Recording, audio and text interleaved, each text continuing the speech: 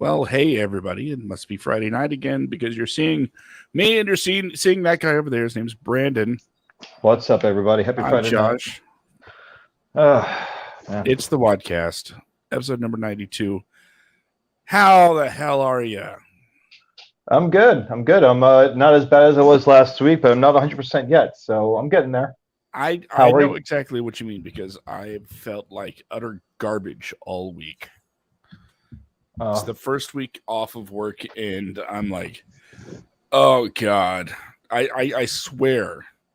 You know, some people are saying, oh, you might have come down with something. I'm thinking, no, because for months I tell my body, no, you don't get to rest. You don't get to take time off. You will wait until work is done. So what happens the second that I don't have to go to work? My body's like, okay, we're taking a break, whether you like it or not. You're getting a break. So yeah, it was. Oh, it's been a rough week. So I've been catching up on, movies from the 30s. Yeah. My backlog of, Doris Day movies and Jimmy Stewart movies back when he was called James. Like that's what I've been doing. Playing some video games, watching some movies, and of course, more importantly than all, hanging out with the kids, whom are not pictured. Oh, that's sweet. I don't have them. I don't have kids, so I don't have to hang out with kids. And that you know of. Yeah, and that I know of. And my closest thing I have to a kid is my dog. I can just be like, hey, go lie down, stay off the couch, and he does it. Like I can tell my kid to lay on the floor. And it's not child neglect or abuse or anything like that. It's great. It really is great. So, but yeah, no, I got a chance. I got a chance to watch a few things this week. I just kind of gave you an earful about this, but I've been watching Obi-Wan. Mm-hmm. I really just, out of spite, want to spoil the third episode for you. Well, you're not going to. I know. I want to. Otherwise, I'll start spoiling Stranger Things for you. I've already seen it. Oh. Then I'll spoil. I'll think of something. Okay. You think of something. You know what? I know exactly what I'll spoil. No, what's that? Let me go ahead and make sure that I get the name right. Give me a second. Bear with me, people. Yeah, do your thing. Yeah. Go ahead and spoil something I probably won't watch. Letterboxd. Gotta love that Letterboxd. Okay, I will spoil the ending for The Ratings Game, the 1984 Danny DeVito movie. Oh, wow. Don't you dare do that. That'd be horrible. So then watch your tone, young man. Yep. The Ratings Game. Wow. Man. If I really cared, I'd be really upset right now. And I've seen The Ratings Game. So. Yeah, right. It's spoiled. Never seen The Ratings Game. Like, I'd be more upset if you went back and said that you'd spoil The Jerk for me or something like that because, or The Toy with Richard Pryor. It's cool though. It's so no spoiling. So no spoiling Obi-Wan Kenobi. I get it. And besides, it's really soon. Like I listen to a lot of different things, podcast wise. Okay, I really only have two things I download. One of them is okay. I don't want to just start advertising for other people. So Lex and Terry, it's a morning radio show. I listen to the podcast because who the hell wants to listen to live radio, right? No, I miss Lex and Terry, man. Well, the first thing to keep in mind is because I download the podcast and because it's like each episode 5 days a week is something like 3 hours without commercials. I get behind. and I average about being about a week behind the live broadcast. So when I get a chance to catch up, it feels good because I'm like, okay, I'm caught up.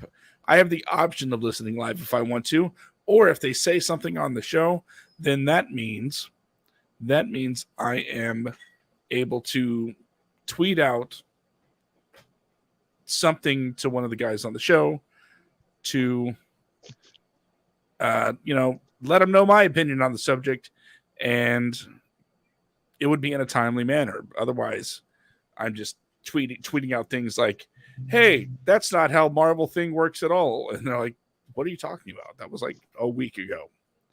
Anyway. No, so, did they ever tweet you back? Yeah. Oh, okay. Monday, I'd spent most of the weekend kind of catching up to be where I need to be. So Monday, I'm caught up, right? Mm-hmm. And I'm thinking, okay, I'm caught up. I guess it would be more like Tuesday because Memorial Day was Monday. They had the day off.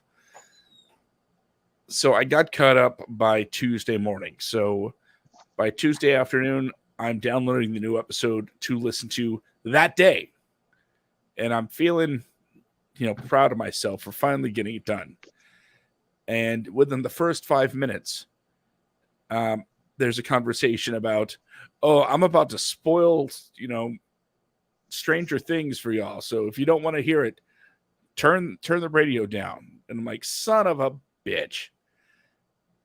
I hadn't watched Stranger Things at that point. So I'm like, I spent all that time trying to catch up with their show instead of watching the show that they're going to talk about. Yeah. And so, of course, that's the first thing they want to talk about. 3 days after it, drops. Oh yeah, yeah. Like, there were people There were people within like hours of this last season dropping, the first half of this last season dropping, that had an entire spoiler thread on Facebook about all the episodes that just came out. Like how? Oh, that's right, the time zones. So I keep forgetting, like California versus the East Coast, whatever. Yeah. I'm just like, my God, I know you guys are 3 hours ahead of me, but shit. Like there were so many spoilers just like in the post alone. I'm like, oh well, I guess. All right, cool. So now I know who number one is. I was pissed. I will say this about Stranger Things. It has been absolutely unbelievable. It's okay. I'm not a huge Stranger Things fan. Like it's like I've got some friends out here. There's a Stranger Things pop-up out here in Los Angeles. And there's some people that are like that they want to go to it and they invited me. I'm like, it's all right. I'm good. Well, come check it out. Like, I'm all right. I think the movies pop-up is opening back up again out here. So you guys let me know if you guys ever want to go to that. But I'm good with the Stranger Things thing. I'm like, send me a picture. I don't know if I would go as far as to like hit up a pop-up or anything like that, but it's a story I've been invested in since it debuted, and seeing what these guys are doing, not only with the visuals, which are top notch, but the way they're mixing in the music this season. Oh yeah, it's just like tap dancing on the heart. I will say, like, it cracked me up last season when they had the what was it when they were playing the Never-Ending Story theme when the two kids are singing it to each other. Yeah, that was beautiful. I was cracking up at that, but just beyond that, it's just one of those deals where it's not something I'm actively invested in. Like, yeah, I've seen it, but I'm like, it's okay. And there's callbacks to the first season and this last season, but I don't know. Here's the thing that cracks me up though with these shows, like. You have a lot of movies that come out these days. So I'm going to just adjust the light here. There we go. You have movies that come out these days made by studios that obviously just don't get, the material. Right. That makes sense. Like they don't understand it. and their complete lack of understanding is so blatantly obvious. You and I had a conversation earlier today about things like the DCEU, where it was supposed to go, or where it could go, versus what it was, and DC's or Warner Brothers' current state of panic and confusion over where to go with the series. And someone said online that they copied the MCU, which they didn't copy the MCU. The MCU had a perfect blueprint laid out. Warner Brothers wanted to catch up with the MCU with half the work. Like, they thought that they could do things much quicker than what Marvel did. Let's face it, they should have been able to do that. They should have been able to, but they just didn't know how. Marketable names on the planet Earth, as far as comic book characters are concerned. The holy trinity of DC, Batman, Superman, Wonder Woman, that should have been like 1.5 billion. Oh, absolutely. Bank. But it starts with Man of Steel. I know you enjoyed it. I found it very lackluster. Yep, and I know. It was like shoehorned in an entire world around what was supposed to be a Superman story. Yeah. And the thing is, like, Man of Steel, I have my issues. Trust me, I have my issues. I think it's very serendipitous that Superman happens to crash land on Earth, where there is a ship from 20,000 plus years ago that happened to have a suit that belonged to his family from 20 plus thousand years ago, buried in the ice. I thought that was very that was very odd to me. That was very convenient. Well, I mean, they chose Earth for that reason. I know, I get that, but the thing is, like, it's just one of those deals where that suit was in pristine shape for something that's over 20,000 years old. I mean, come on, we got it's a little weird there, right? But there was that, and second, he's so used to living the life of a human with abilities.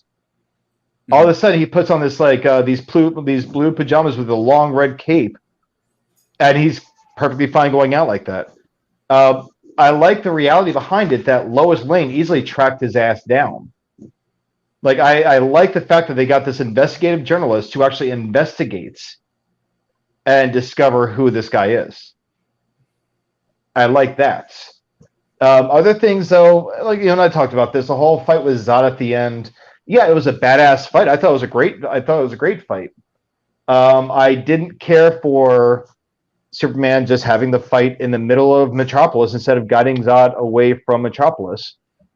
But he's a rookie. No. And leveling the entire city. Like, well, yeah, I mean, if you care about human lives, like, just lure him away. He didn't care about human lives. He was never raised to care about human lives. I know. I remember the whole Jonathan Clark quote. Should I have let them die? I don't know. Maybe. Like, God. My Lord. He was supposed to be like the Uncle Ben to Superman. He was supposed to be like the one that's with great power and all, but yeah. But then you had Batman. When all else fails, just do the right thing. Yeah. And then you had Batman versus Superman. I'm sorry, Batman v Superman. And it was one of those deals where it would have been much funnier if it was a courtroom drama. No, Batman v Superman. It would have been better, I think. I think it would have been less boring. Because everything that happened, Lex Luthor had to have. He won the lottery ticket with his plan. His plan was so muddled and convoluted that he was relying on these two people that he doesn't really know that well to follow through 100% on each part. Batman fighting Superman had to know where Superman was going to throw him at all times for any of that stuff to really work. I mean, it's just like the whole movie just really, It fell flat. Such bad. It was just a way to introduce the rest of the Justice League, to show the, I guess, camaraderie between Batman and Wonder Woman. And then we got that horrible, horrible, horrible Justice League movie that came out. That was just, it was so bad. And then I don't care what anyone says, that 4-hour Justice League movie that came out last year, it's so painful to watch. It's the same movie. It's it's not an hour and a half to 2 hours long. It is 4 damn hours long. It is the same movie and then some. Like, it's the same boring ass movie with more boring ass footage involved for 2 extra hours. Like, yeah, we got to see Darkseid. That was cool. Like, I mean, or I'm sorry, Darkseid. Like, we got to see all that shit. It was awesome. But it's just like, it wasn't really needed. No. There were so many other ways around this. I'm happy it got rid of all the dumb jokes. But then it fast forwards at the end to a post-apocalyptic Earth where they're getting ready to fight Superman. And we're not getting a follow-up on this. It's not coming. It's not happening. And then they're saying that they're going to reset the timeline, but then I guess you're doing that with the Flash movie? I don't know, but again, you and I spoke about this, how there's also other shows that are coming out. While Warner Brothers, or while the CW is canceling shows left and right, you have other shows coming out that are replacing these shows that didn't perform well. Batwoman sucked. Titans is not canceled, but it's one of those shows that, like Batwoman, is very Batman centric. It doesn't really do much to go through like the Titans' own little journeys, you know? So now we have this new show, Gotham Knights. Did you watch the trailer yet? No. Oh, God. Can you find a clip and play the trailer? Yeah. Give me just a second. You'll see what I'm talking about with like my apprehension. Now, I like Talia Dichiara. He's a great actor. I loved him in Relish. I'm looking forward to him killing it in the show. But I don't know. I don't think the show is going to last long. I hope it does for the actors involved, but I don't think it's going to last very, very long. And it's only not because of the acting, but because of the production. It's CW being CW, which is not knowing a damn thing about their properties. But, yeah.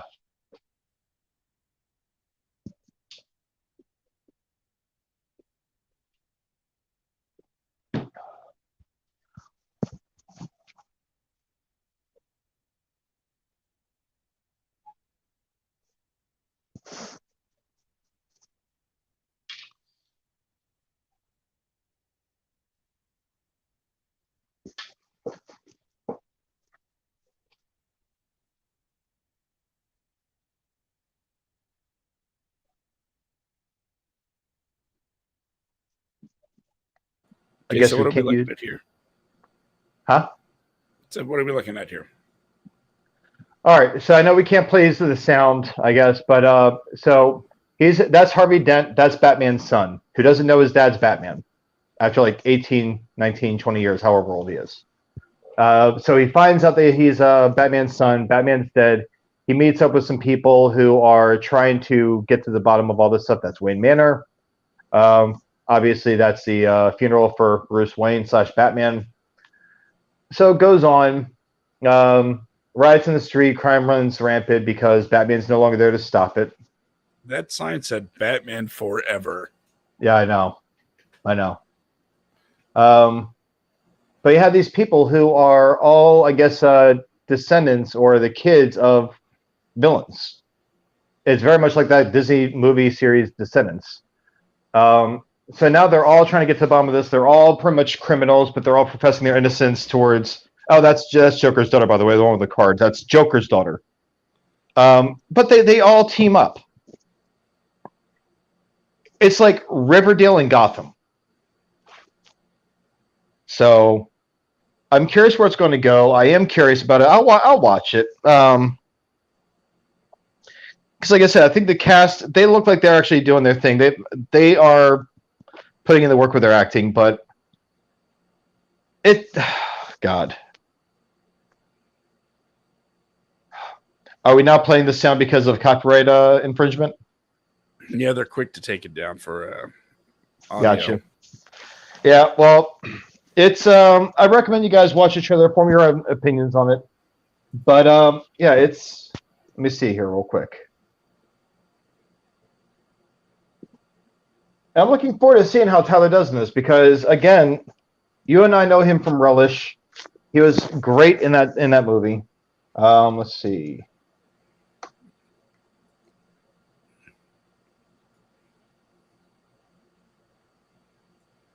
Da, da, da, da, da.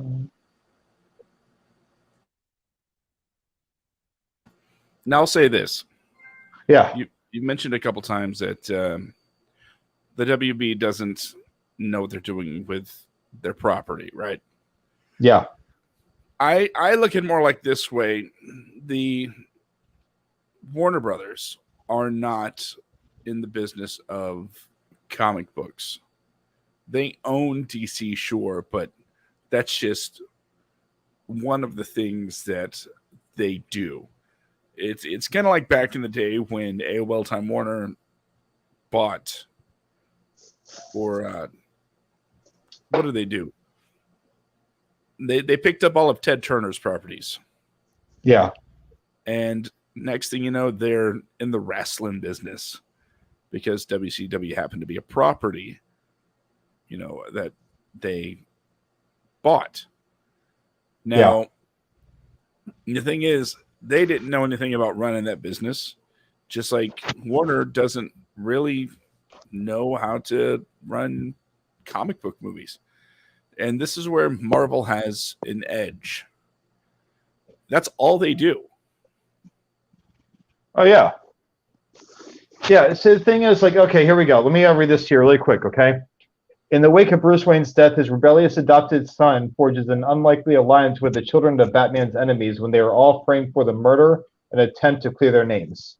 So they're all framed for the murder of Bruce Wayne / Batman. So you have Joker and Catwoman's daughter. You have the Robin from the Frank Miller adaptation, Carrie Kelly. Yeah. You have Harper Row, who is pretty much, she plays Bluebird. I forget who her daughter is. I'm sorry, who she's the daughter of. This other character, Stephanie Brown. Now they're all like pretty much villains, but then you have Misha Collins as Harvey Dent. So it's like, it's something. It sounds interesting, but at the same time, it's like some things just don't really work well. Huh. And I hope that I'm wrong, but I don't see this one lasting too long. But I hope it goes somewhere. I really do. I know Misha has quite the following. Well, he was from Supernatural, right? Yeah. Okay. So, see that? Everyone thinks that I don't follow anything. I may not have seen more than 2 episodes of Supernatural, but I am familiar with who's in it. So I have also seen but 2 episodes. Yeah, well, see, and thank you. Like, everyone thinks I'm like so out of touch. Like, oh, you're missing out. Like, I don't think so. Like it. I got 2 episodes in. Oh, it gets better like at the end of the first season. Then why would I watch the first season? I have to sit through a grueling first season before it gets good. Well, yeah, I'm good then. I'm pass. There are quite a few properties that are out there that I have yet to partake in. The first, of course, Supernatural. I've dipped my toe into the waters there. I've watched the first episode of Game of Thrones. That's it. I've never seen Lost, except for the pilot. If you recall, that was a big show back in the day. Yeah. I have yet to see The Sopranos. So when it comes to a lot of these major pop culture TV shows, I've missed a lot of them. I don't know why. Just everyone keeps talking about it, and it becomes unappealing in a way. Yeah. And a few that I did, a few I did get on board with, although maybe a little bit late. Breaking Bad, I caught on for right before the final season started. Yeah. Caught up on Netflix. I was like, I'll give the show a shot. It's going into the final season. At least it has a set ending. Yeah, I'll give it a shot. And next thing you know, yeah, that's when I started watching it every week. Yeah. I never got into Friends, although I did go back and binge watch every episode just to see what I missed as a teenager. Yeah. Turns out nothing. No. Honestly, it's okay at best. I would much rather have the ability to stream the Drew Carey Show than Friends.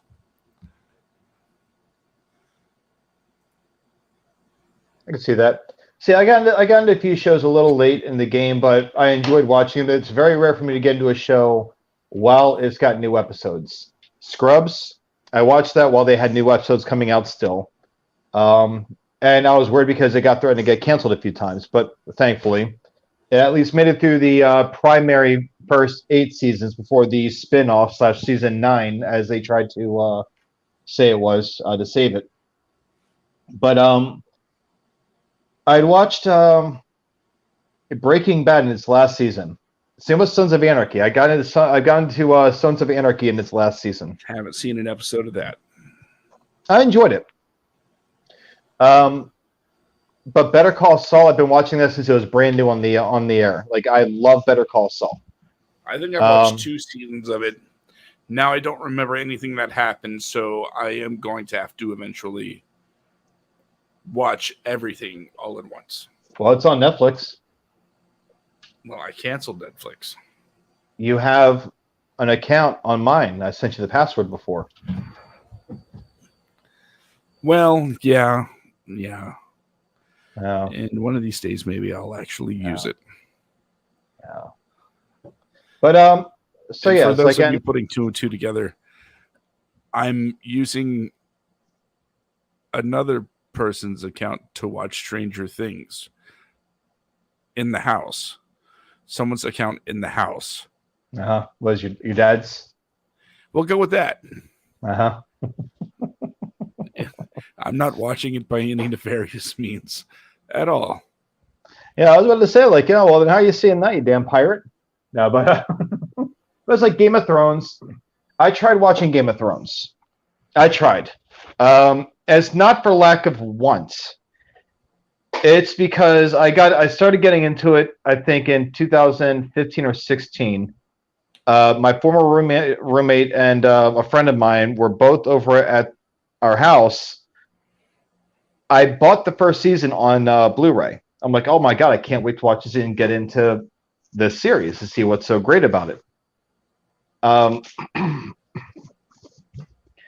My roommate and my friend are talking about everything that's happening with these characters. Like, oh my God, I can't believe this person becomes this. And, oh, it's so sad seeing him walk around because he's not going to be here next season. And I'm like, okay.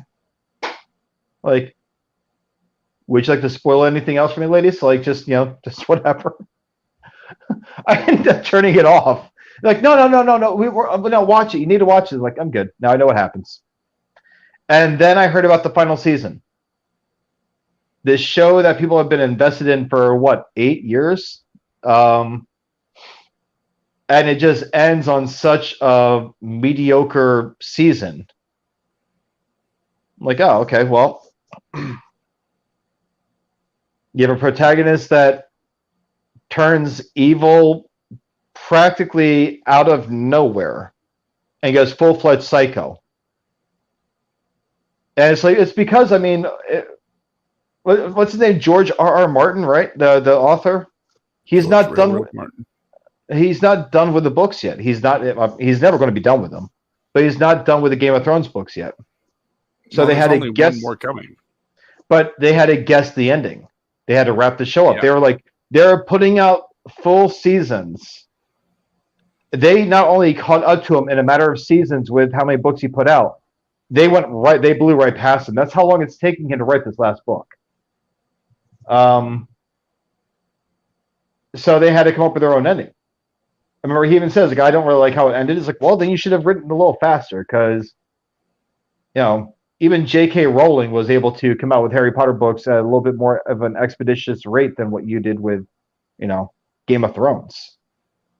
But yeah, it's just like I tried watching it and like, no, it's not really my kind of show. Like The Witcher, I like The Witcher. Kind of losing interest in it. Maybe it's the fantasy setting that's not really doing it for me. Well, maybe you should go back and watch something like Your Highness with what's his face? James Franco, Natalie Portman, and oh God. So on tip of my tongue. The guy from Land of the Lost, not Will Ferrell, but the other guy. I didn't see that movie. Okay, Josh. All right, let me see. This is going to drive me crazy here. Eastbound and Down. Oh, now that you said that, his face is in my head, but yeah, Danny something, I think. Danny McBride. Danny McBride, that's it. Yes. Go back and watch Your Highness with Danny McBride. It's a great movie. It's hysterical. But it's a fantasy. You know what? I started rewatching again. What's that? The Orville. Haven't seen a single episode of that yet. It looks funny. I just haven't seen an episode of it yet. Oh God, it is so good. So I haven't seen the Paramount Plus Star Trek stuff, but this is better Star Trek than a lot of Star Trek that's come out over the last few years, minus the Paramount Plus stuff because I haven't seen it. I don't want to compare it to that. Yeah, I was going to say it's not really hard to do though. But I think it's today that the new season of The Orville dropped, like 2 years after the previous season. It's a Hulu original now. Well, yeah, COVID. It was. Yeah, I love that show. It is absolutely. So this is wonderful. the third. This is the third season, right? I think so. Yeah. Okay. And unfortunately, Norm Macdonald has passed. As has I'm blanking on his name, but he was in this. He was in DC's Legends of Tomorrow. He unfortunately has passed away as well. Yep. Such a good show. Let's see. But yeah, there's a few things I haven't really watched lately. But I will say Obi-Wan is something I was hoping you had seen the third episode. You son of a bitch! You have not seen it yet. I can't believe you. I started watching Stranger Things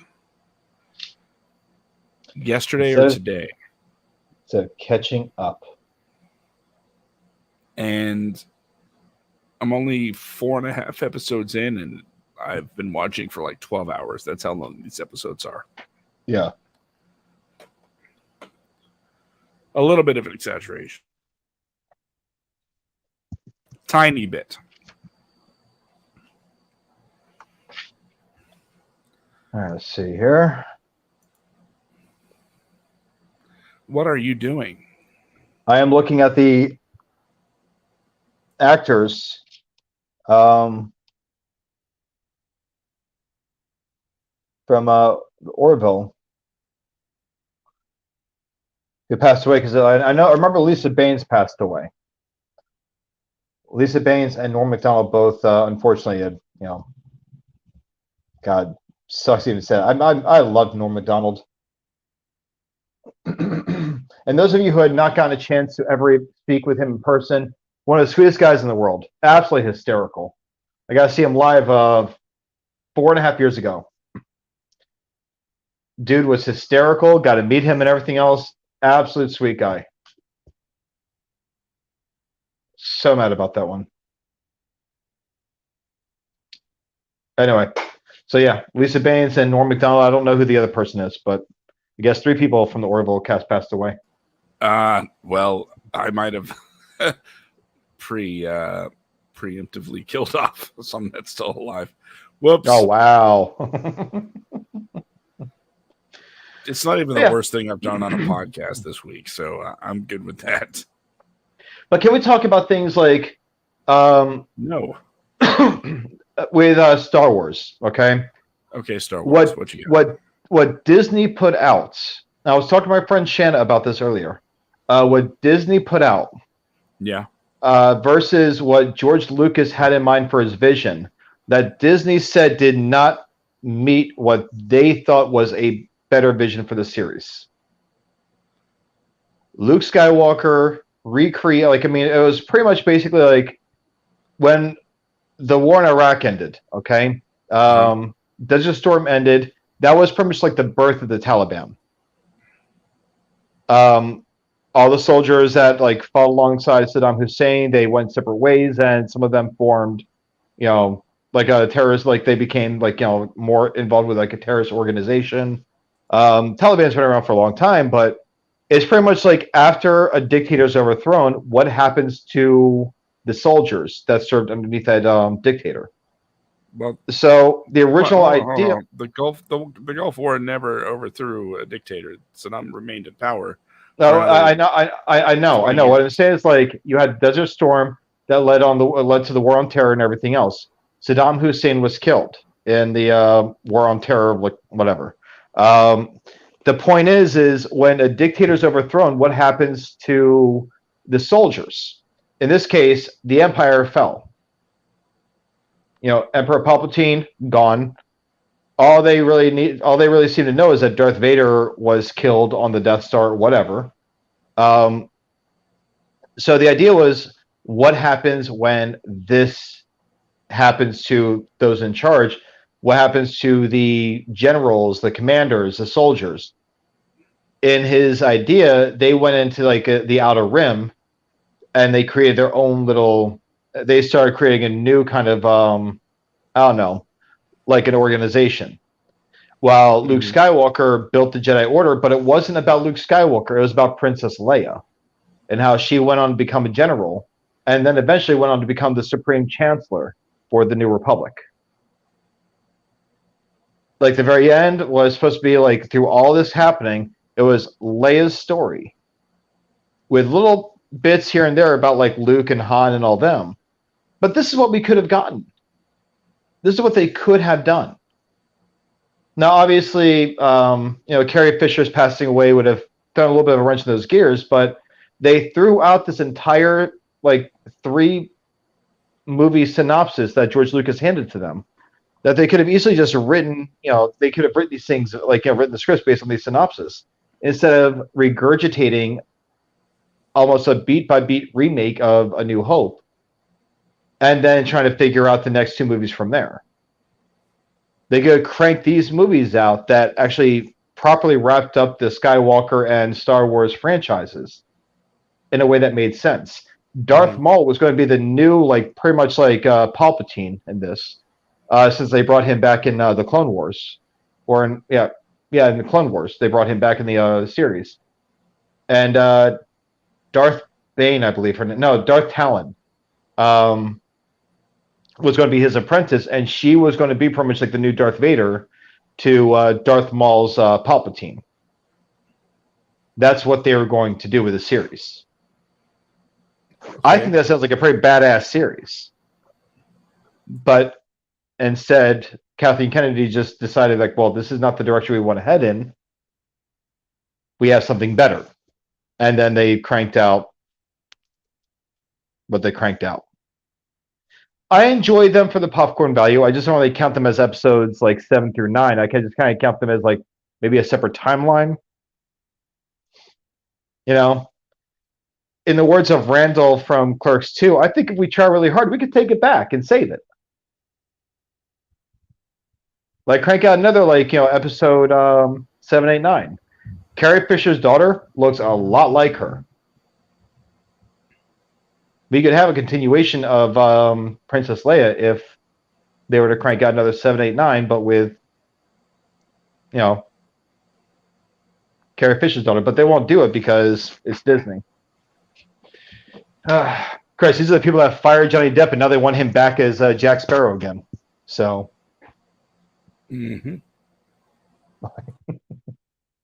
but yeah, it just pisses. I don't know. It could have been so much better. I have these conversations with friends, anticipation, speculation about what the future holds for certain franchises, and I always wind up getting myself very upset as I fantasy write the stories that I want to see. And then usually I'm disappointed because what happens isn't usually as good as what's in my head. Yeah. And I think that happens to a lot of us.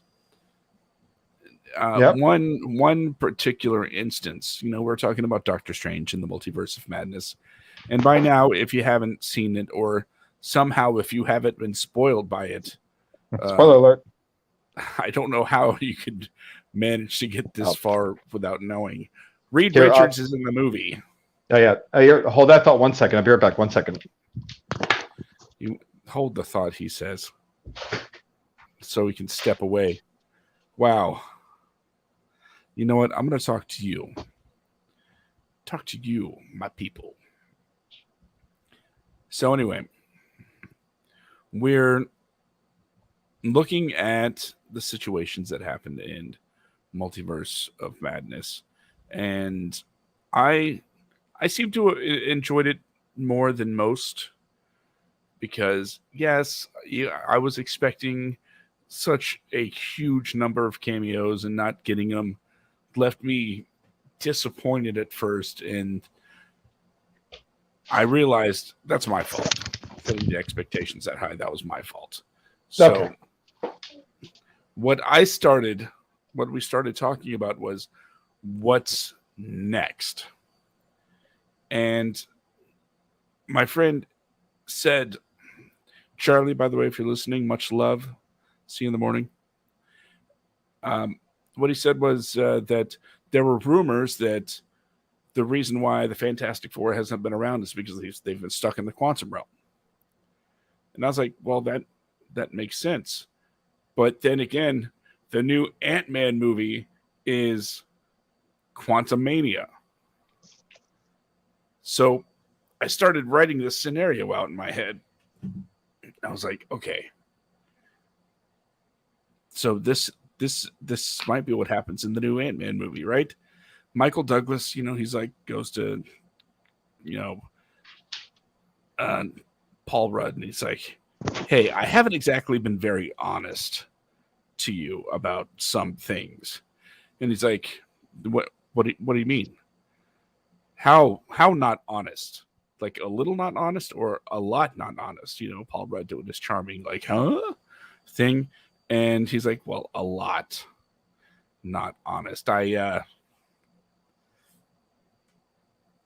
was working with someone on PIM particles that I may or may not have left in the quantum realm by accident. It's like, what do you may or may not? Well, I did. I definitely did. I kind of left him there, and now we got to go get him. So that's something they could do. They could be rescuing Reed and company, in the quantum realm, which would be pretty friggin' dope if you ask me. But I said, what if there was also a minor plot point where Reed, whose mind is kind of buggy from being in there for so long, he's like, I'm forgetting something. I'm forgetting something. And, it's kind of this running thing that Reed's kind of, forgetful. And then once they leave the quantum realm, which, by the way, would be the source of their powers, I'd be okay with that. Yeah. The first post-credit scene is Reed in what used to be his lab. It's all messed up. They're trying to get everything right. He's like, what is it?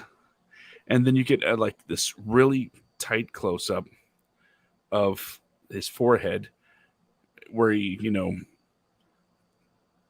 lifts up his head, looks directly in the camera, and he's like, Victor. They forgot Victor Von Doom in the quantum realm because he was there too. And then you can cut to Dr. Doom finishing up his armor, getting ready to try and make his own escape. And boom, Fantastic Four is coming. And then I know it's not going to be that, and I'm going to be so upset because I actually like what I wrote in my head. Yeah. Well, no, I like that. I mean, it's like, but the thing is for whatever reason, I think the film and television industry equates a name with originality. And you don't really get that. Like, okay, like Zack Snyder. It's not a matter of originality with him anymore. It's more like what works for him. What does his fan base expect from him? So he does the same thing. And it just kind of happens. What I've noticed is like you have directors that they get so they get like this signature to their work. Yeah, they have, and they do the same thing over and over and over and over because that's what people expect of these people. Uh-huh. So there's really no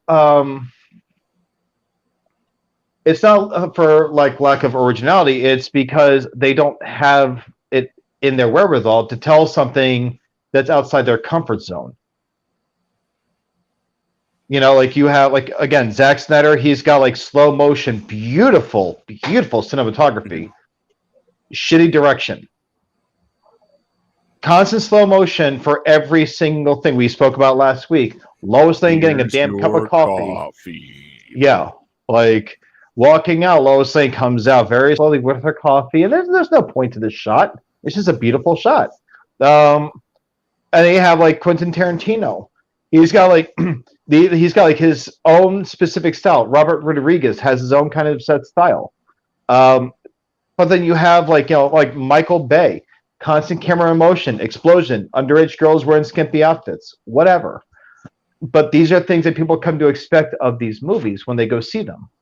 Now, that being the case, whenever they're put at the helm, and I hate to say it, but even James Gunn has his own specific style. But what James Gunn does best is he finds almost the perfect music to go with his scenes. Mm-hmm.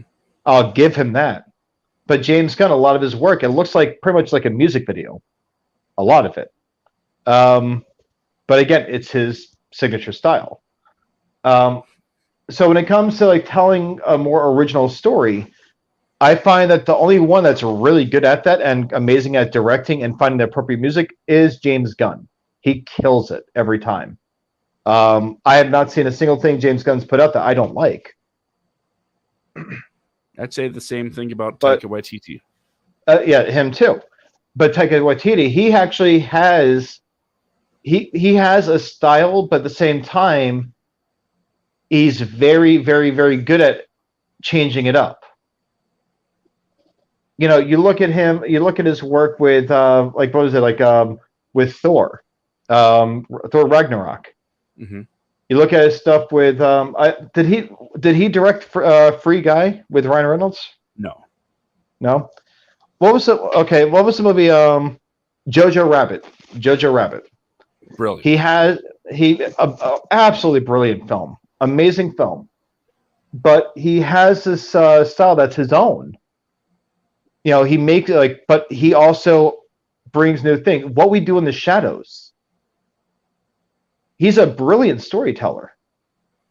Kevin Smith. That's what I love about Kevin Smith. Kevin Smith doesn't really have any one style. He's self-depreciating, I guess, but he switches it up. He switches up his I think so. Static camera. That camera is not going to move. He's gotten better at working with moving cameras. Thanks to the Flash. Thanks to the Flash. But yeah, he even admits that he doesn't like to move the camera at all. But I think that I don't remember what show it was on, but I do remember him telling a story about doing the Flash for the first time, and he sees the crew moving the camera, while they're shooting, and he's like, "You could do that?" Yeah.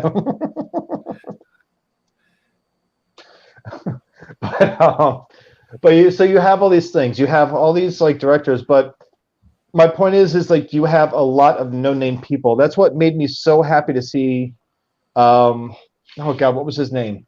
The guy that Mark wrote. Summers. Oh God, no, Mark Summers, my ass. Let's see. Mike O'Malley. Look it up here real quick. Here you go. David Sandberg. David Sandberg did Lights Out. This is short horror film that won international acclaim. Went on to get greenlit for a feature, in which case they brought him on board to direct it. He went on from directing Lights Out to directing Shazam.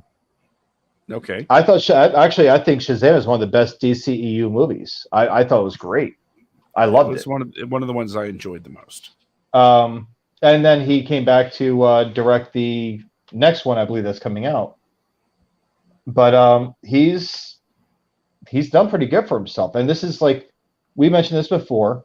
People who say that you can't make money off of a short film, well, you can make money off of a short film. You can make a career off of a short film if you just have a fresh vision. He was in his mid-30s, I believe, early to mid-30s when Lights Out came out. So, well, let's see. He also directed Annabelle Creation. But he's gone on to direct a few things, but he's got this fresh idea. It's he is relatively new blood, but he came in at the age of 30-something years old into a professional industry. Mm-hmm. A lot of stuff now that they put out now, they're trying so hard to match up with the current times. And there's tons of stories to be told about today's society, but you still have stories that can go back, like Adventureland. I actually enjoyed Adventureland. I cannot stand Kristen Stewart, but Adventureland I thought was a great movie. It was a great period piece of what was it, life in the 80s, I believe. There were some problems with it, but I thought it was a good movie. Bill Hader was amazing in it. But that reminds me, I've been watching Barry. It's such a great show. I love Barry. It's a very good show. But yeah, he's David Sandberg's directing Shazam: Fury of the Gods, coming out this year. But before he even got to Lights Out, he had 1, 2, 3, 4, 5 shorts that he directed, 3 of which he wrote, 4 of which he produced. Mm-hmm. But it wasn't until he did Lights Out where he was the director, the writer, the producer, the cinematographer, the editor, the composer. That is when he got his movie out there and he became something. Okay. So, he pretty much did everything but act. I believe he got his wife, if I'm not mistaken, to act in Lights Out. But and he's got some more shorts coming out. He's still done them even after that. After Lights Out, he did 1, 2, 3, 4, 5. Excuse me. Yeah, 5 before he even started working on Shazam. But yeah, And these aren't like just like in like close proximity of each other either. This goes from the first short in 2006, the next one in 2011, the next one in 2012, and then 3 in 2013, one of which went on to gain a lot of accolades. But he's doing great with it. He really is. So that being the case, like that's the issue. There's a lot of people that think that. Well, I'm sorry. There's a lot of studio executives that think that they know better than what is actually currently out there. They think that they know what's best for, I guess, creative input, creative control. But you have so many starving artists, so many starving writers that have amazing visions. Batman versus Superman. If you read any fan script or fan synopsis or plot or just story, huh? I said, or porn parody. Yeah, or porn parody. It's not hard to get a better story than what we saw in the theaters. Oh, it was very hard. See what I did there? Am I not supposed to be like the foul mouthed one out of the two of us here, and you're supposed to be like the I don't know, like the soccer dad? Hey, I just said words, none of them vulgar. Yeah, sure. But if you look at these stories, they're amazing stories. A lot of the best, even like Price characters, a lot of like the best characters in comic books came from fan art or fan suggestions. I mean, it's like there's a lot of things that happen that are from people that really have no say in the industry that crank out amazing stories. You know, it's funny because a whole slew of careers got started, especially for writing, because of Star Trek: The Next Generation and how they would take scripts from fans, and not just take scripts from fans, but produce them. Yep. And people would get hired on. Oh yeah. Well, I mean, like there was someone I was talking to the other day on Facebook, kind of like having an argument with him, but he was talking about how he's got started in the 90s and what he did, anyone can do. And I had to disagree with him. It's a whole different era now. It doesn't work that way. There was an example. There was the guy that wrote Final Destination. He submitted it to multiple studios. It got turned down every time. He submitted it to New Line Cinema. They said no. They don't take unsolicited, anything. So at the time in the 90s, he contacted the head honcho of New Line Cinema himself. Became actually like really close with the guy. Got an internship at the studio, and his script that he submitted to initially as an X-Files episode got turned down. But it went on to get looked at by two writing partners for X-Files, and it got turned into what we now know as Final Destination. Now, that goes on. Hey, Kente, what's up, buddy? That goes on to become Final Destination. Launched this guy's career. Absolutely launched his career. He's been doing great. He was doing great for years after that. But it was a fresh idea. Like, I mean, Final Destination, I mean, there's really, Death isn't even the antagonist. The antagonist is all the things that Death sets up to try to, get them back. Yeah. But that's the thing. Like, I mean, it's just like he came up with a fresh idea, but he contacted the studio, and the studio gave him a shot, and it became a very profitable and marketable franchise. James Wan. James Wan with Saw. It was a short film back in 2003. It was a massive award-winning short film, and he ended up making a feature out of it, like, through, what was it, Lionsgate and Twisted Pictures, I think. But it went on to gain a massive audience and fan following. Even, 2004, I think the first one came out, so you're talking 17, 18 years later, Saw is still a prolific franchise. Yeah. But that's because these studios took a chance on no-name people. You don't see that now. It's rare. Very rare. It's all about hedging your bets these days. Risks are not common. Studios are very risk averse. Yeah. It's like if there's a chance that they might lose $1, you know what? No, we're not going to get this fresh writer. Let's just get someone else to do something. Oh, well, let's make it original, though. We'll give them a story, and we'll have this prolific director direct it and write it. And you get something that's so unoriginal. J.J. Abrams could have made so much more than what he made with The Force Awakens. Instead, he gave us a reboot of A New Hope. That's the interesting thing, because one of the things that we've been talking about recently is the Studio A24. Oh, yeah. Yeah. That is one company that is steeped to the eyeballs in originality.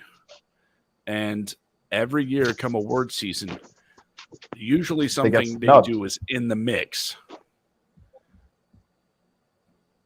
They and sometimes they do fairly well. But you won't see any of the big guys release the type of content that they do. That's because, again, they're not willing to accept a lot of risk. Yeah. There are a few independent companies that are building such a name for themselves. Focus is another one of my favorites. And you were talking about Blumhouse earlier. Yeah. So I think they're okay, but it's just like I don't think they're great, but they're okay for like popcorn horror movies. But at least they know their spot. They know their role. Yeah. Yeah, you know who Blumhouse reminds me of? They remind me of Full Moon Entertainment back from like the 80s and 90s. It's like a little B-movie horror company, but they cranked out some classic films. The Bloodstone. What do you call it? Bloodstone. You had Puppet Master, Leprechaun. Like they cranked out a few different things back in like the 80s and 90s that were, still today very well-known properties. At least to horror fans.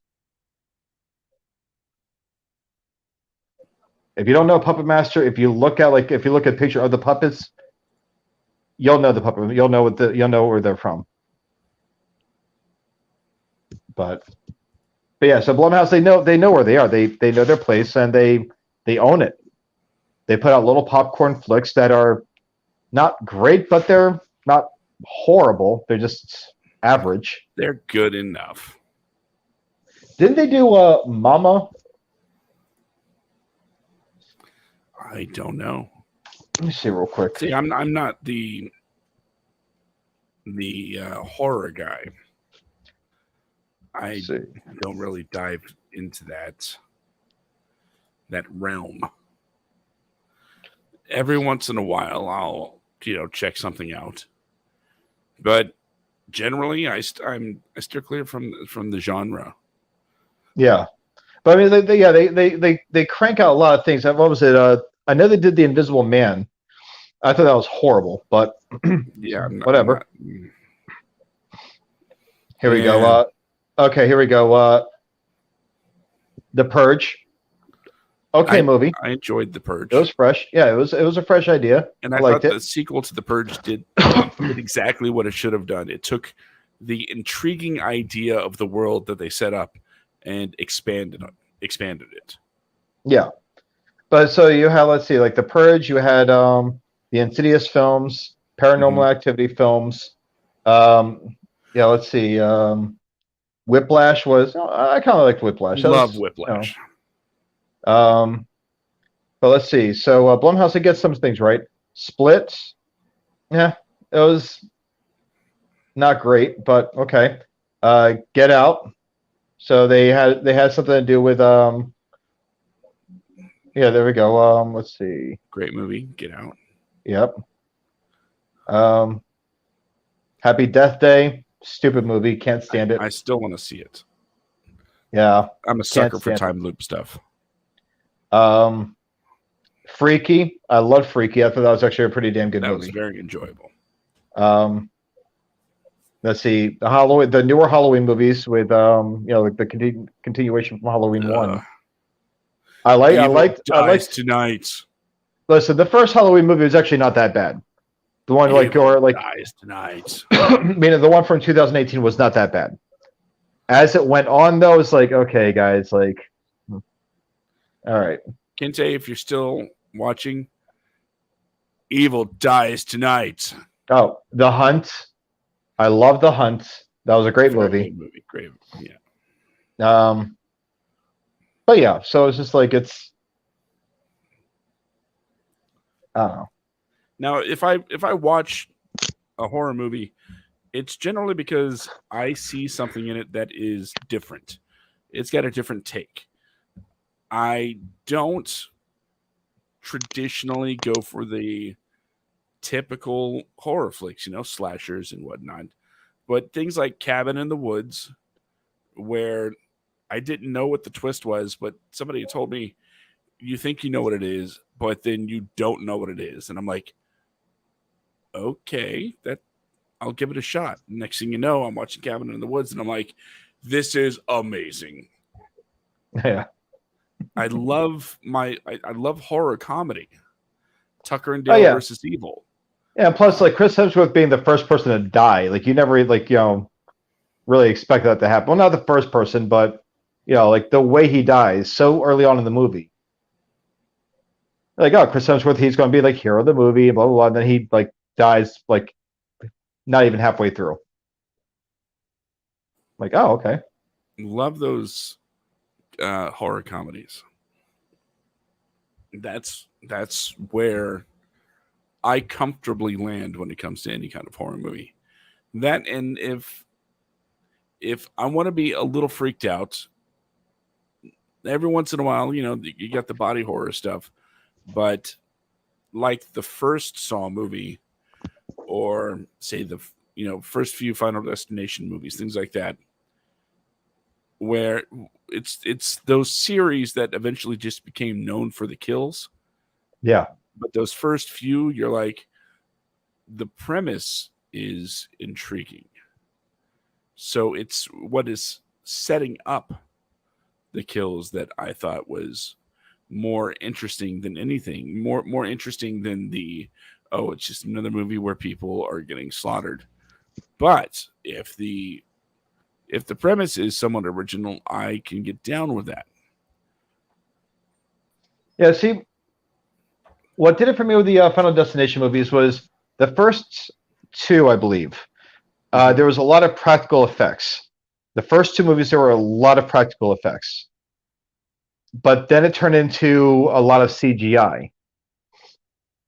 And like the deaths were like more ridiculous as the series went on. Like the one girl, like gymnastics, she slips off the pole and gets snapped in half when she lands and she dies. Like, well, she would have been paralyzed for sure. Again. Oh yeah, it's been a minute. It's like one of those deals where it's like it got more and more ridiculous. It became less about them avoiding death and more about people just dying left and right. You want to know what the one line of my review I remember from Final Destination 3D was? What's that? Well, I was talking about the 3D in the movie because I went to see it in 3D. Yeah. And I remember in my review I wrote, I don't know how it was possible, but somehow I think the 3D technology made the acting in this movie much worse. No. The writing, directing, and acting made the movie much worse. No, I mean, compared to watching it in 2D, I think in 3D, the acting got worse. Isn't that the one where the mom's like, I've got my eye on you? And then like someone's mowing the grass and then a rock pops out of the lawnmower and like takes her eye out? It all gets jumbled together, so I don't know. It's just, it got like, I've watched them all, but they're just so stupid. Like the first one and second one, I kind of like, but then I just like I'm done. But then you have other movies like Safe Room. No, Escape Room. Escape Room. I haven't seen any of those. I liked the idea of Escape Room, and then it just got turned into like this, like the second movie. Just like it's so well, they're both out there. They're both like just, I don't know, elaborate rooms that if you don't escape in the right time frame, you will die. Like kind of like But Cube, right? kind of, yeah. Cube. So I thought was very original. oh yeah, And but you're going back like to like the 90s with that one, right? No, The Cube. Cube is. Let's see. Doing Pretty a sure little research here. pretty sure it's from the 90s. The first one. I just knocked over something. It was, I guess, 1997. Yeah, I was gonna say. But in keeping with this theme of really generic geometrical shape based film titles, The Circle. Have you seen yes, The Circle? that's the one with like they're all stand like it's a like 50 people standing in a circle, right? Yeah, And like random people are picked and killed like just at random, like not random. just. Everybody has to vote, Oh, that's right. Yes. Okay. and everybody has to vote for someone to die until there's only one person left. Yep. And it gets so messed up. It's movies like that, stuff that's not getting the really wide exposure that Yeah. I would absolutely love to host a movie night for, to where we can all log on and watch a movie together. Things like that. The blockbusters, people are going to watch the blockbusters. Everybody knows about the blockbusters. They're there. Oh, you want to watch Top Gun? Then watch Top Gun. That's if that's your thing, whatever. That's cool. Everybody likes it. Everybody, but it's the lesser known films that I think we should host a movie night for, and we actually do have the capability of doing that. Yeah. It's just a matter of getting it scheduled, I guess, and seeing if anybody actually wants to. We've been saying like forever that we need to do at the very least, some sort of watch along with Relish. Yep. Because that Relish, this is incredibly appropriate considering we're at the beginning of Pride Month, but Relish is still one of those movies that deserves a lot more attention. And I'm going to keep talking about it until all of you have seen it. Yeah. It's the kind of movie that struck a real emotional chord with me. So naturally, the thing I'm going to want to do is tell everybody about it.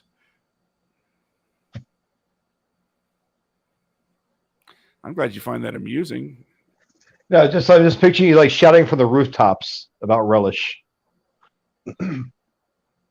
So I'm like, Relish, and someone in the background's like, I prefer mustard. But the thing is, like with well, I don't know how far Tyler is in with his schedule for Gotham Knights. I don't know if Chelsea Zhang is going to be. I don't know if she's still doing her abroad stuff, like traveling abroad after she wrapped up with Titans. But I can always talk to Justin if anything, and like try to watch it with him. But I know he no longer has the rights to Relish, so it's like we have to figure out, like we have to talk to the person who has the rights and clear it with them. So, but it's something I'm down to do. Yeah, we don't need to do that at all. I thought we did. No. Oh, okay. Excuse me. I mean, as far as like airing it publicly with a massive audience and having people pay, that kind of stuff, that's what you need the rights for. But when you post a link for you and your friends to join a room to watch a movie, that the technology is built in to things like Amazon. Oh yeah. And Absolutely. Netflix and Hulu, they all have their own start a watch party things.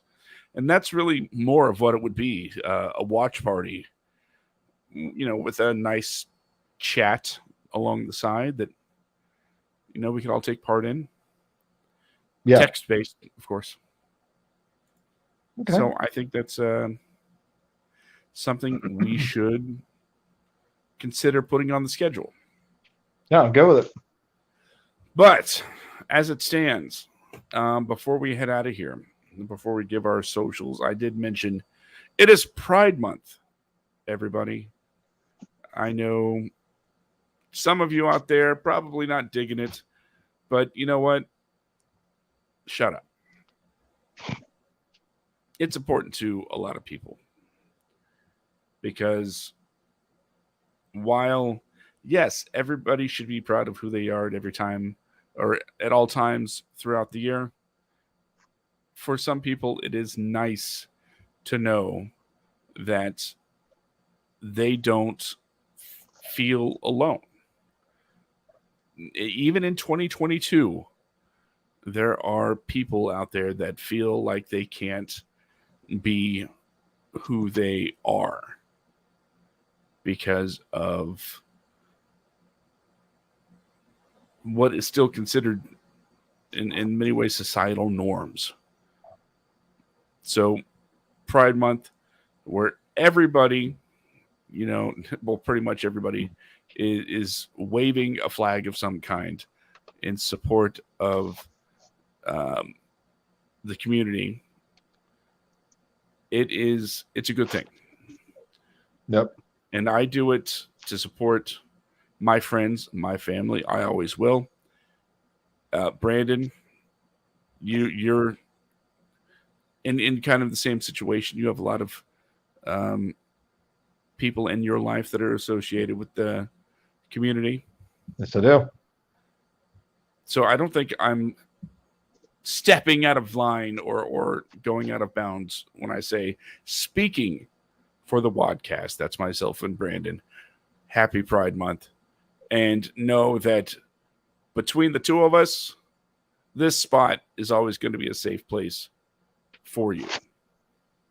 I'll roast you regardless of, identification or, anything. No matter what. Yep. But in the meantime, gay, straight, bi, trans, whatever, your ass is fair game to me. I'm going to make fun of you. And it's out of love.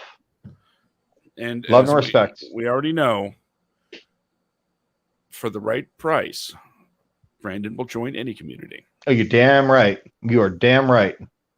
Times are hard. Girls got to eat, okay?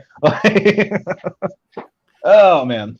So anyway, if people have a cash offer ready for you, where can they find you on social media? Oh, yeah. You can find me on Instagram, bjacksman1982. But you can also find me on Facebook, Brandon Junk. I may or may not. I have a lot of friend requests pending. I don't know who is in there. It's like a few hundred people. But you can also look up our website, thewadcast.com, or just follow us on Instagram or Facebook, facebook.com/thewadcast, or instagram.com/thewadcast. You'll notice both have a black little profile picture with a white banner that says Wadcast in it. Just go click follow, and we follow back. So just that's where you can find me, though. Josh, would you like to go ahead and tell everyone where they can find you and stalk you accordingly? Well, I don't have an abundance of friend requests. Although I did get a friend request from, it looks like the new 18-year-old signee for NXT. And I'm like, yeah, sure, scammer. Yeah. So if you're a scammer, I'm not going to accept your friend request. But if you're legit, you can follow me at SkidComic or any of these other wonderful places like wadcomedia.com or thewadcast.com or Facebook. You won't see that face. Right now, in honor of summer vacation, I have changed my profile picture to the school bus driver from a Goofy movie. Why? Because I'm going to sit on my butt. My God. Beautiful. That's such an underrated Disney movie. But anyway, those are the places that you can find us. Brandon, I'm about to go into the final thought. Anything you want to say before you get out of here? No, I'm good. All right, final thoughts.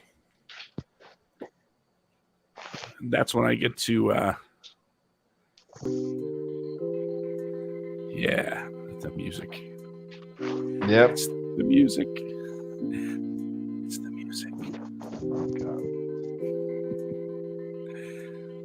Ladies and gentlemen, you have been listening to the WADcast number 92. We're closing in number 100. It's been quite a ride so far.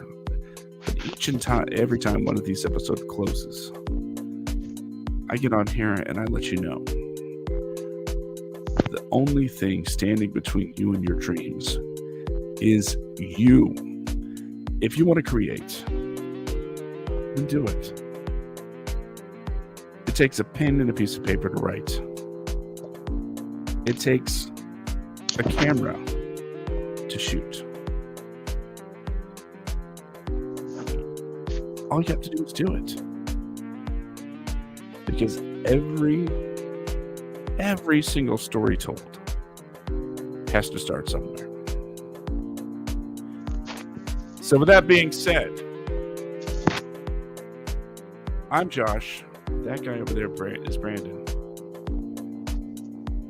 And we'll see you next week for WADcast episode number 93. Good night, everybody. Have a great weekend. Have a safe week. Don't tell people what to do, Brandon. Do what I want.